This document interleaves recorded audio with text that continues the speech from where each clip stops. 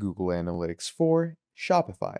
Hello everyone, welcome back to another video. I hope you all are having an amazing day and your e-commerce ventures are going amazingly. So in this video, I'm going to be showing you how you can connect your Shopify with your Google Analytics. So let's get straight into that. So I'm going to go over to my analytics.google.com section, okay, where I have my Google Analytics for account set up. Now, as I'm loading over here, I'm going to open up my online store.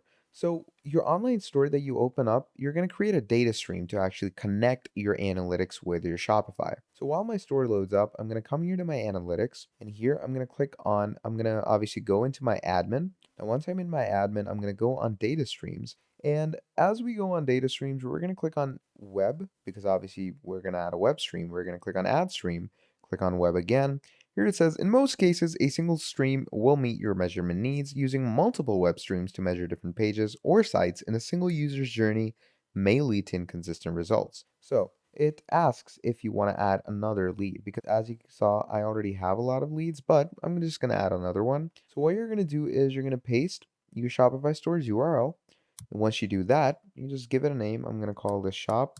And once we do that, click on create stream, and that will create a data stream for your Shopify page. Now, you can get the stream ID, measurement ID, and all the details and all the analytics for your store in this section. So that is basically how you are going to set Google Analytics 4 up with your Shopify and create data streams. Thank you for watching, and I'll see all of you next time. Goodbye.